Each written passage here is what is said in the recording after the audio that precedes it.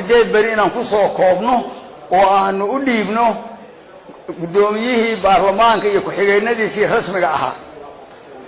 waxaan si kasta yeelnay inaan dhaarino dadka oo qabanno meelo badan baan loo diiday booliiska diiday hotel baan nimid dad gaari leeyihiin markii tii dawladda midii Villa Hargeysa waad maqasheen hoobiyana la dhacay waa u dul qaadanay intii dhimatay Allah u naxariisto inta bugta Allah u boogadhayo waxa haddana habeenkii markaan galabti ka baxnay meesha loo yimid in qaboojiyihii haantii weyneed la dalooliyo xabad laga daalay ayadoo sidaa u kulul ayaan waxaan ku tashanay inaan dhamaystirno 18 musharax oo u sharaxnaa gudoomiyayaasha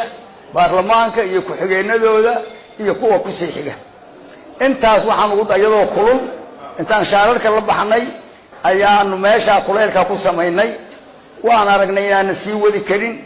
waa ka soo baxnay waxaan isnaa aan teendada afasiyoone nabadgelyo u doonano waana la kaga daba yimid taliyii booliiska yimid iyo ku-xigeenadiisii qaar ah waana la ka soo eri waana la diiday meel baan fariisanay annagoo la waajibaadkiina guta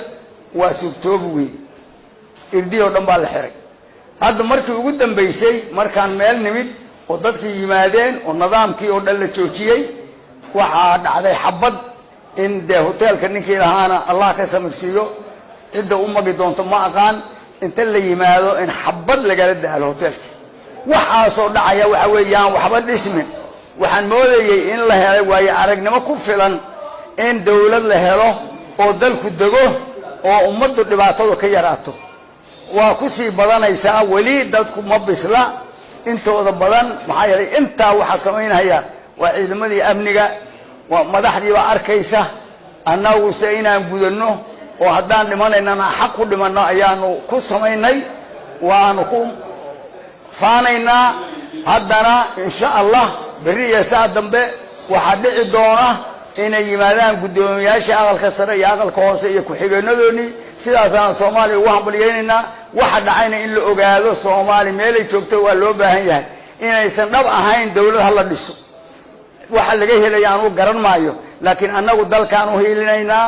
ciidaan u hiilinaynaa ummadaan u hiilinaynaa nabadaan u hiilinaynaa waan taasan ku salaamu calaykum wa rahmatullaahi wa barakaatuh